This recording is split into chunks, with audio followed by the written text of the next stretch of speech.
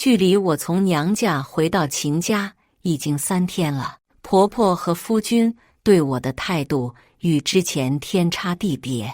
毕竟我肚子里可是怀了他们老秦家的孩子，但他们不知道这个孩子是假的，我根本没有怀孕，假孕不过是我计划中的一环罢了。大家好，开始今天的分享之前，希望你能给人间烟火点个订阅，我将会分享更多优质的内容。半个月前，婆婆再次提出要给秦朗纳妾，理由是我嫁到秦家3年无子，我依旧拒绝。婆婆当即就搬出七出之罪那一套说辞，说我是妒妇，3年无所出，要让秦朗休了我。我一下子呆住了，3年无所出，1年前的事，难道他们已经忘了吗？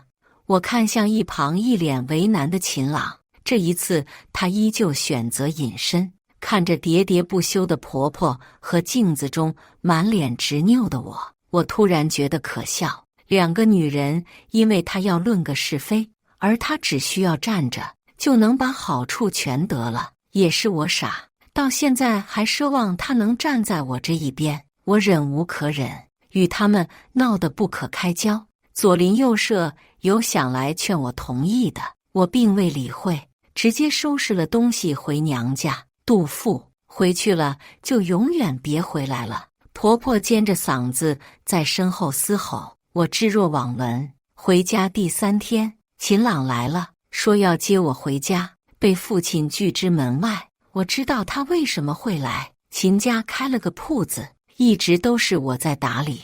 毕竟我小时候跟着父亲学过经商，这个铺子是秦家唯一的收入来源，也是秦朗能安心读书的底气。3天没开张了，他们能不慌吗？他们秦家硬气的嘞，足足过了3天，3天也才来接你回家。丫鬟小一坐在我对面，面露嘲讽。我苦涩一笑，没说话。小一看我没有一股脑的要跟秦朗回去，十分欣慰，便又开始给我洗脑，不要恋爱脑，不要牺牲自己成全别人，要平等的看待夫妻关系。这些完全与3从4德背道而驰的论调，让我如醍醐灌顶般陡然清醒。我原本就不是一个愿意被世俗束缚的人，是以2年前才会不顾父母之命，非要嫁给秦朗。然而成亲后的这2年，我却在秦朗的一句句等我考中状元，我也是为了你好，为了我们的以后中，一次次放低了姿态，把自己变成了最不想成为的模样。我把我这2年来的委屈尽数说于小一，小一把一桩一件事单独拿出来，说帮我分析分析，最后得出结论：秦家在扑我，从没尊重过我。我鬼使神差的懂了扑的意思，我想笑又想哭。姐妹，想哭就哭吧。小一看着我笑得比哭还难看的脸，把我搂在怀里，轻拍着后背安慰着我。终于哭了出来。秦朗来了3次都见不到我，放话说已经写好了休书，等着下次就送过来。我隔着院门听着他说的话，只觉得自己当初瞎了眼。他这是破防了。我笑了笑，学着小一的说辞问他。小一看我不像之前那样苦大仇深，有心思玩笑了，也终于松了口气。父亲被秦朗气得直骂庶子，看我愣愣地站在一旁，叹了口气，终究什么也没说。我心中的愧疚和后悔更甚。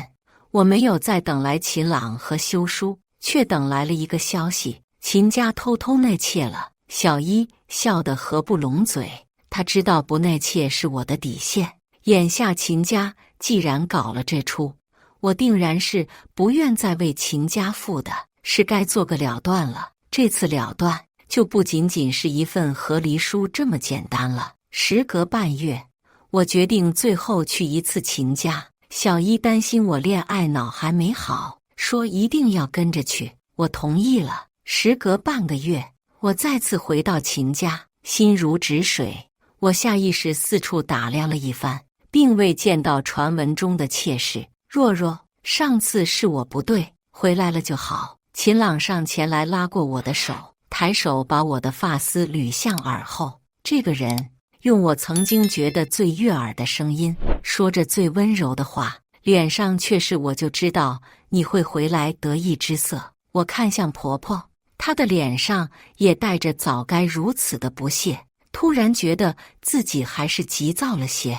秦家从娶了我以后，才有了现在这衣食无忧的生活，又怎么会毫不顾忌地轻易把我得罪到底呢？看来秦朗是真的很了解我。夫君，上次也有妾的不是，还望夫君和婆母勿要见怪。我敛起嘲弄之色，主动服软。婆婆不要脸地点了点头，既然回来了，我也就不跟你计较了。我垂眸点头，要多乖巧有多乖巧。这时，原本取衣裳落后我一步的小衣也进了院子。婆婆见我带着个俊俏小女娘一同回来，再加上我刚刚的低头服软，她以为我终于同意纳妾，甚至还为秦朗亲手挑选好了妾室，自是喜不自胜。她笑嘻嘻地上前打量了一圈小衣，盯着小衣的屁股，抬手就要拍上去。小衣眼疾手快地往旁边一挪，躲开了。婆婆笑得更欢了，这个好，这个好生养。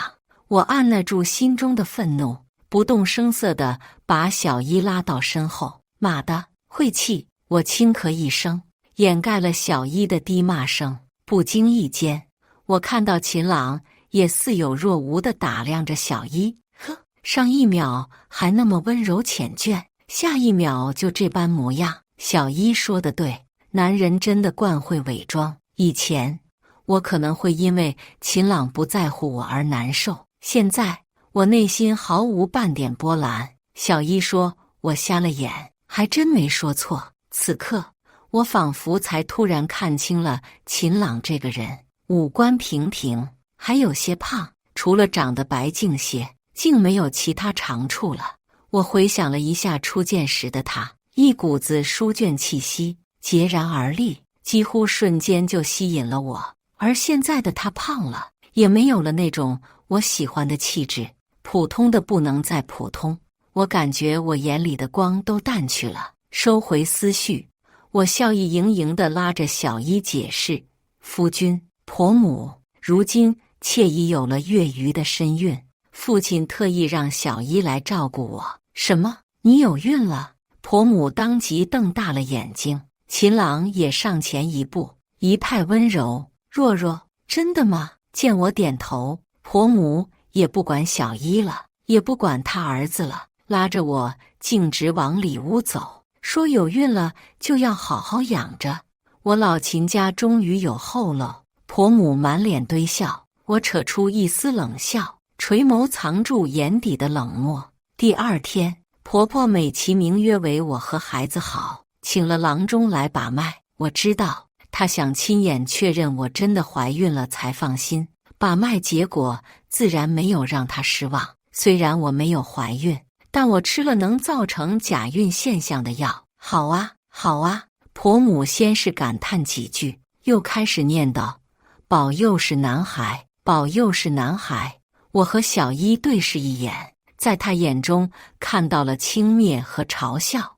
我这婆母以为我们听不到，殊不知她自己如今年纪大了，耳背，悄悄话说的10米之外的人都能听见。怪不得左邻右舍的人都不愿意跟她咬耳朵了。想到这儿，我没忍住笑出声。婆母回神，面露疑惑，我连忙解释说怀了孩子高兴。婆母了然，也跟着笑了，而我此时又露出愧疚之色。1年前，妾就没能照顾好月儿。我抬眼看了眼婆婆，只见她脸上划过一瞬的尴尬。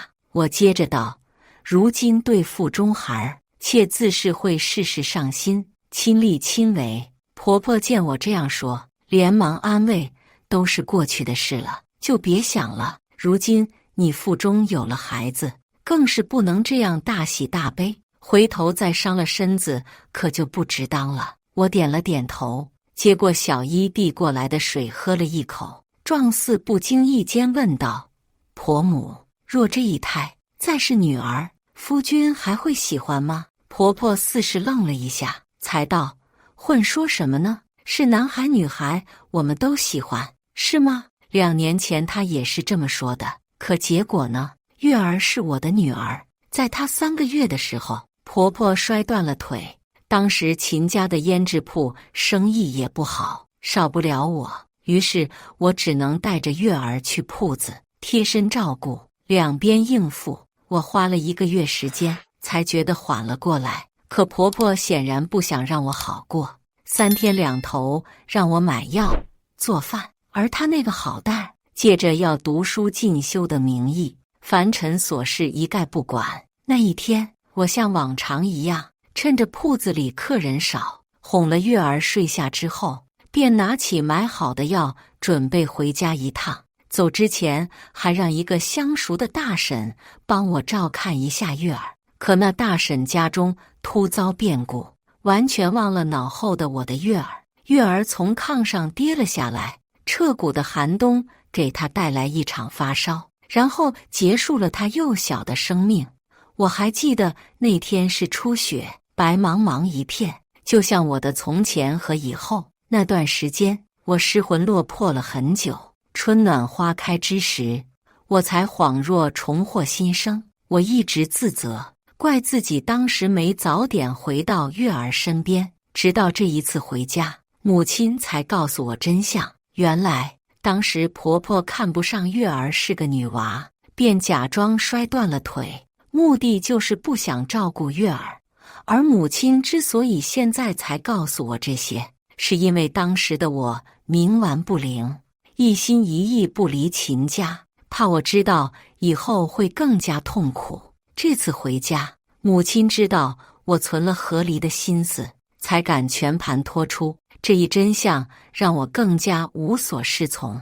怪不得婆婆说我3年无所出，感情女娃娃在她眼里算不上是他们老秦家的后代。那一刻，3年来的所有委屈被无限放大。我对秦家再没有半分情面。吃午饭时，婆婆给秦朗使了个眼色。秦朗看了看我的小腹，道：“若若，郎中说你底子好，这一胎也稳。”我点点头，等着他的下文。若若，胭脂铺半个月没开张了，你看这。秦朗适时住了口，似是为难一般。夫君放心，妾本也打算下午就去铺子看看呢。我替他说完了他想说的话。秦朗是读书人，自诩懂情理，许是觉得我有了孕，不宜太过操劳，但他自己又没有打理铺子那个本事，婆婆又不想花钱请人，于是便只有怀了孕的我了。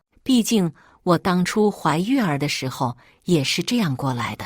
小一在一旁白眼翻飞，我仿佛听见她说：“脸皮真厚，站着就把饭要了。”秦朗松了口气，夹了一块糯米藕放我碗里。夫君忘了，妾吃不了糯米。秦朗一拍头，我又忘了，你吃了糯米会起风疹。他又夹了块排骨给我。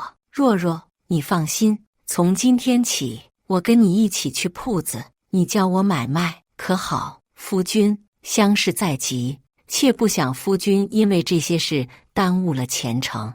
看他还在为难，我心里有些急了。在你眼皮子底下，我还怎么搞事情？但是我面上不显，既严肃又温柔。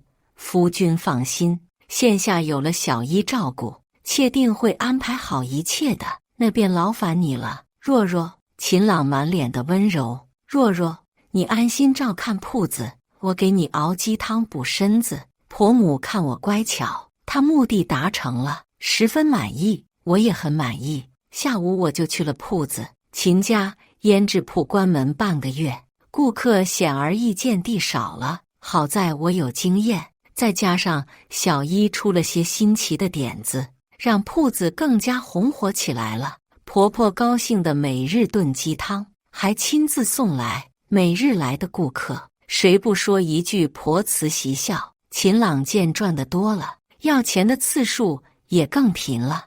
我每次都以想攒钱开个分店赚更多钱拒绝了，秦朗也就无话可说。小一觉得奇怪，便偷偷打探，发现秦朗在外面养了外室。我跟着小一悄悄去到那外室所在的地方，爬上墙头，找了个隐蔽的位置，刚好能看到院中情景。一个身怀6甲的女子娇俏一笑，埋进秦朗怀里。听说你家那位也怀上了。秦朗尴尬了一瞬，道：玉娘你放心，我此生定不负你。我不要你说，我只看你怎么做。那玉娘似是生气了，这孩子还有3个月就要临盆了，到时候若你还不给我个名分，我就带着他远走高飞，到时候你就别想见你儿子了。秦朗哄了又哄，承诺定会给他一个名分。小一差点看吐了，我也是，看见了吧，姐妹。小一怕我对秦朗还有幻想，无时无刻不在敲打我。看这架势，起码好了大半年了。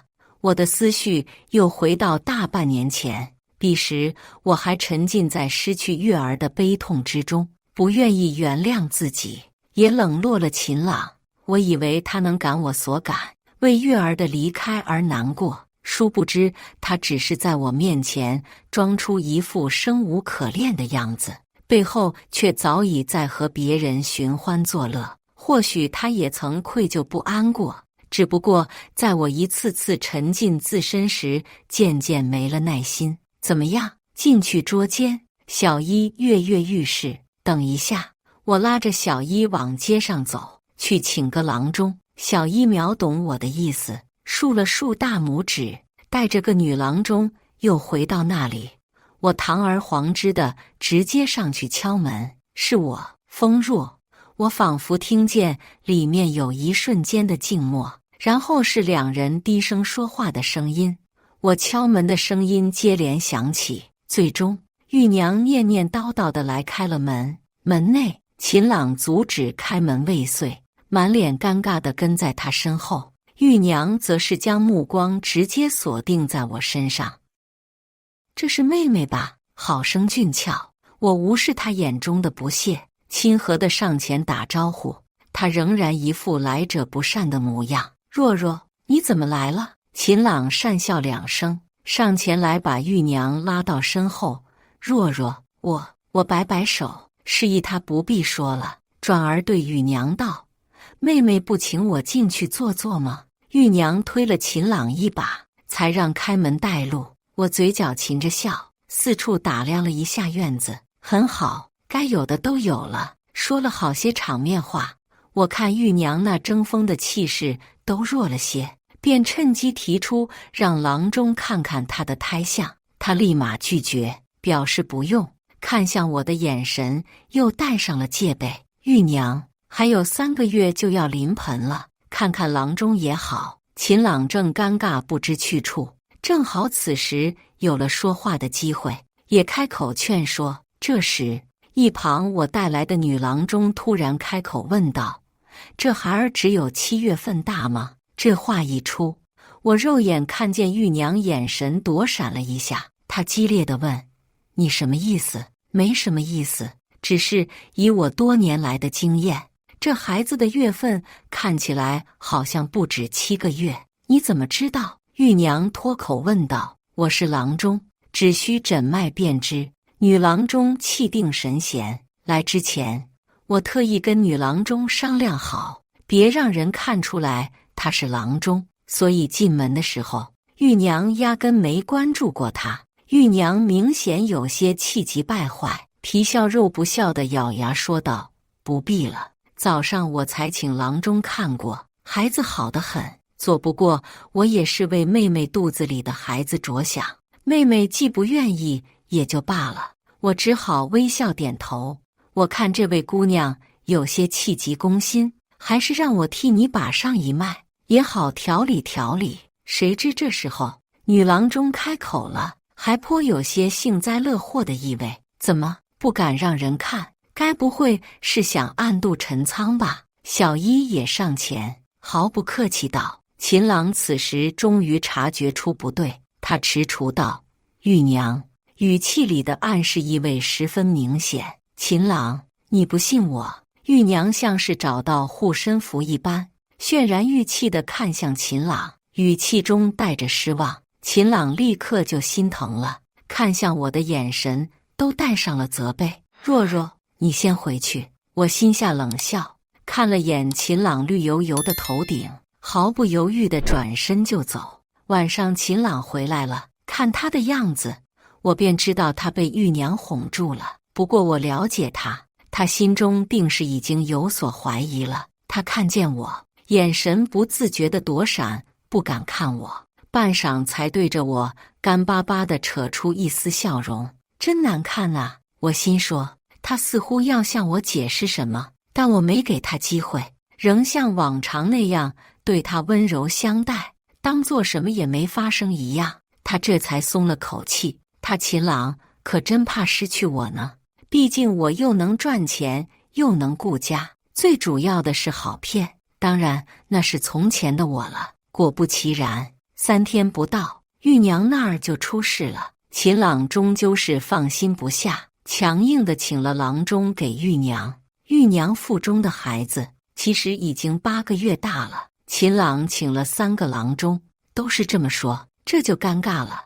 我虽不知他们是何时搞在一起的，但那个孩子是不是他的，秦朗心知肚明。秦朗还是软弱了些，想把玉娘赶出去，由着他们母子自生自灭。可也是在同一天，寻找玉娘的人也找到了她，这可不是巧合。从知道玉娘存在的那一刻，我便找人查了她的底细。2年前，她被卖给了隔壁县一户比较殷实的人家做妾。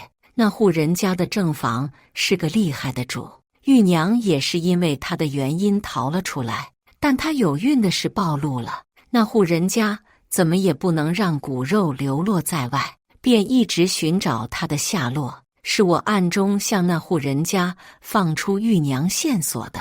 最后，玉娘小产，生了个女儿，被带回了隔壁县。秦朗又气又无力，在那家人找上门的时候就跑了。回家以后，我看他脸也绿了，倒是跟头顶相得益彰。第2天，婆婆一下子病倒了，我猜是因为玉娘这事儿被气的。看着他们母子俩一个病一个愁，真是大快人心。过了1个月，秦家胭脂铺在城北开了个分店，比这个规模更大，生意更好。秦朗和婆婆对于开铺子一事倒是放心，全交给我，毕竟他们什么也不懂。而我如今又怀了他们家的孩子，便觉得我更好拿捏了。因着铺子生意越来越好，秦朗脸上的阴霾都不见了，倒是婆婆长病不起了。新店开张的第3天，和小一回到家后，天已经黑了。秦朗被人从外面扶着回来，我佯装大吃一惊，这么晚了，夫君怎地从外面回来？秦朗脸色惨白，脚步虚浮，他不敢看我眼神，挣扎着要进屋里休息。跟他一起回来的人也是一脸尴尬。我不再多问，开了书房的门，安置好秦朗，我出来送客人。小一也打听到了消息，说是从怡红院抬回来的，看那样子怕是纵欲过度了。小一呸了一声，怕是废了。我心说早就废了。失去月儿之后，我跟秦朗大部分时候都是分房而睡，他时常宿在书房，我也没心思搭理他。有1日早上，我去书房看他，发现他身下的被褥已经湿透，整个人还在发虚汗，我吓了一跳。秦朗自幼身体孱弱，小病小灾不断，我连忙给他请了郎中。诊完脉后，郎中隐晦地把我拉到一旁，告诉我，秦朗以后都不会再有子嗣了。这个消息对于一个男人来说，无疑是最大的打击。当时的我不想夫君因为此事影响到来年的考试，就瞒下了此事。这也是我为什么会知道玉娘肚子里的孩子定然不会是秦朗的原因。我看了看婆婆的房间，灯没亮，我让小一先回了房间，我折回书房，趁着月光都能看到秦朗那张惨白的脸。我调整了一下情绪，坐到床边，关切道：“夫君还好吗？妾为夫君请个郎中吧。”他好像十分难为情，笑了笑道：“不必了，若若，我休息一晚就好了。”我再三坚持，他还是拒绝。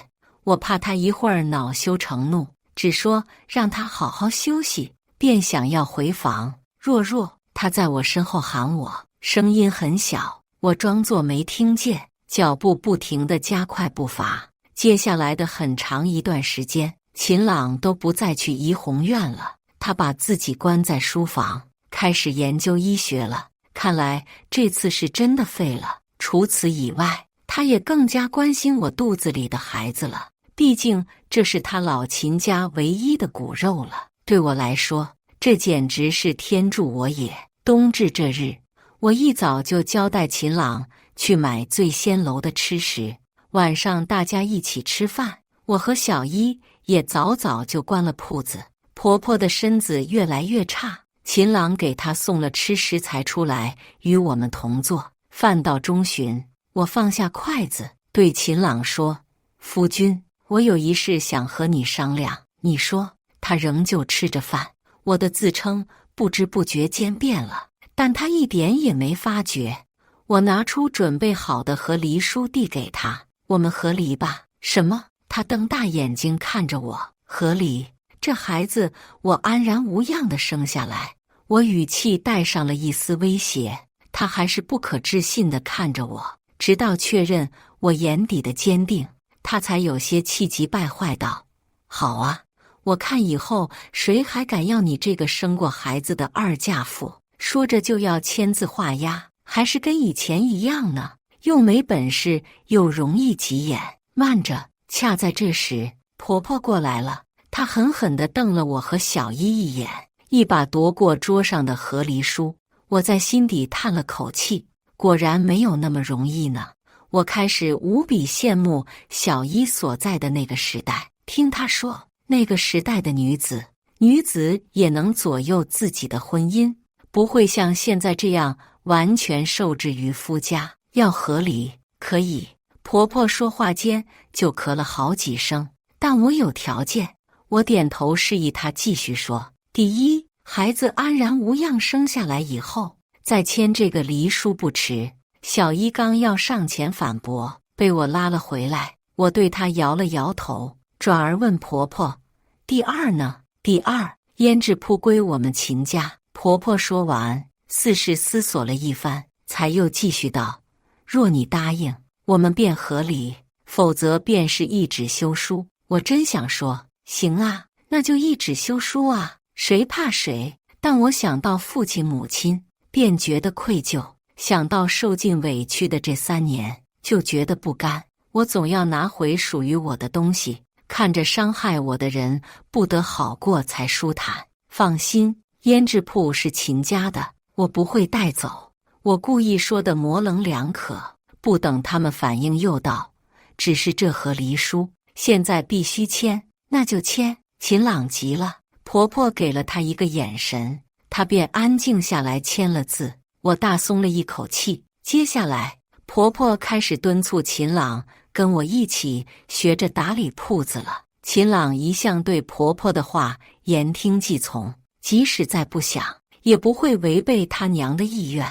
我大部分时间以新店忙碌打发了他，他也乐得清闲。看着他那有恃无恐的样子，我发自心底的冷笑。半个月后，我和秦朗回到娘家，在家里，在秦朗贴心的照顾下，我不小心流产了。为我下诊断的是我父亲的好友郎中，所以我完全不用担心暴露什么。秦朗还以为是他的原因导致我流产，痛心疾首。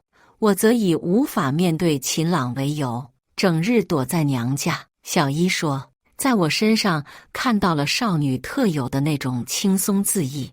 我也真真切切感觉到了。婆婆知道自己接连丧孙之后，病越发的严重了。毕竟对她这个一把年纪的人来说，这可不是一个小打击。更何况他们老秦家绝后了。秦朗想让我回他家照顾他老娘，我拒绝了。他似乎忘了我们已经签了和离书，还想用不孝的名义道德绑架我。我直接把和离书递到他眼前，他看着上面的官印，愣住了。这怎么可能？我知道婆婆当时让她签字时为什么有恃无恐，因为我怀孕了，律法是不允许和离的。他们妥协，在他们看来不过是缓兵之计罢了。只要有钱，有什么不可能？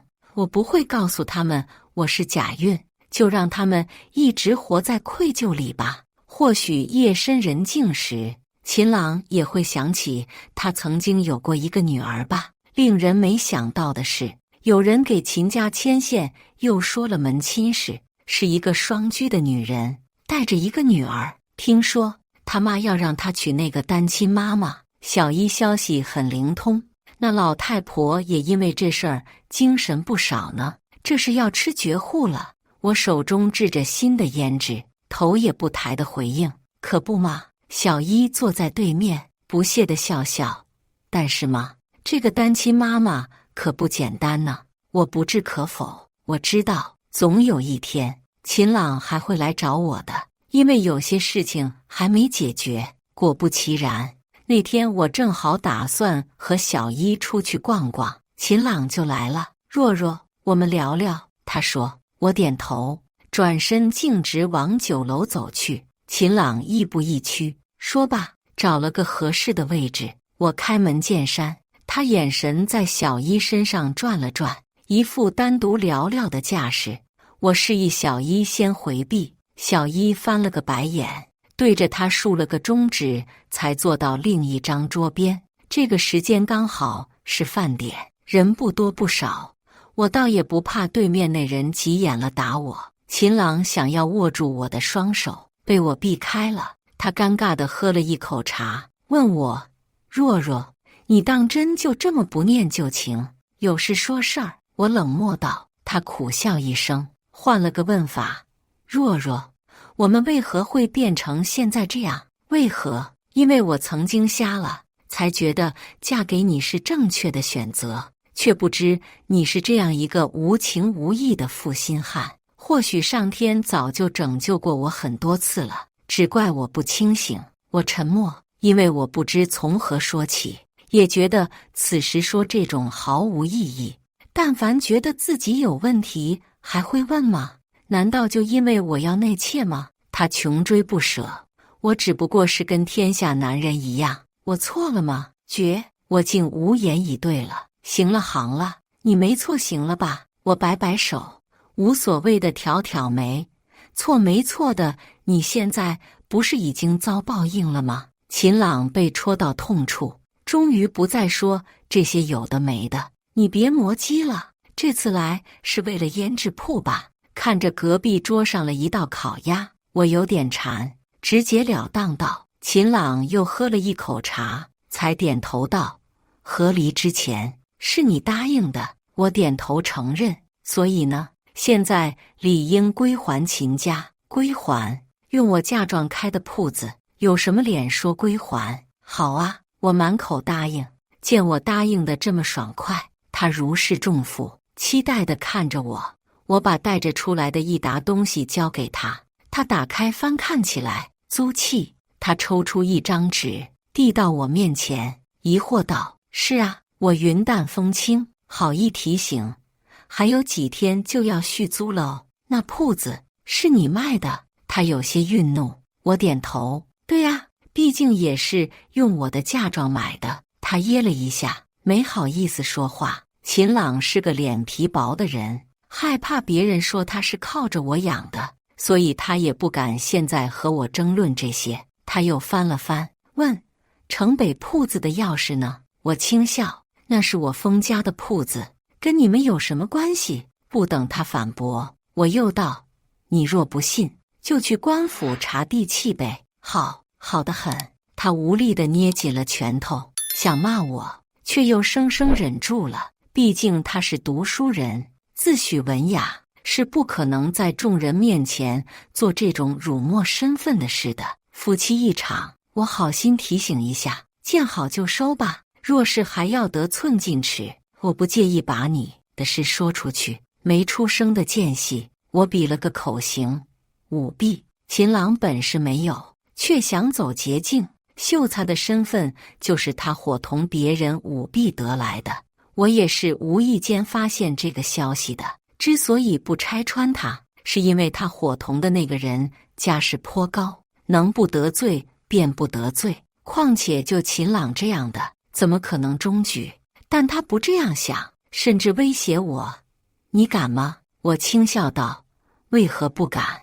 你以为程家你是谁？程家不会牺牲你吗？”秦朗被气得脸更白了。我毫不留情的赶人：“还有事吗？有事说事，没事不聊天。”他只能无奈带着我给的东西走了。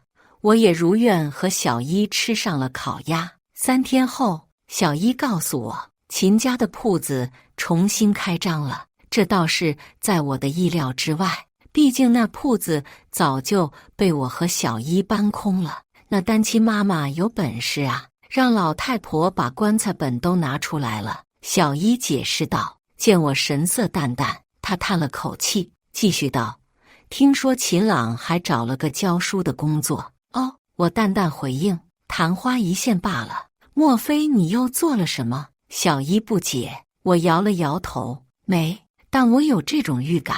果不其然，不到几天，秦朗就出事了。他在去教习的路上出了意外，下半身残疾了。可怜的秦老夫人直接病入膏肓，不出几天就归了西。而那位单亲妈妈如火如荼地开着铺子，只偶尔才会想起还有秦朗这么一个人。而我爱上了跟小一去旅行，因为我又找到了自己，成为了自己。以上就是今天分享的故事。大家有什么想说的、想吐槽的，欢迎在下方评论交流。也更希望能给人间烟火点个订阅，我将会分享更多优质的故事内容。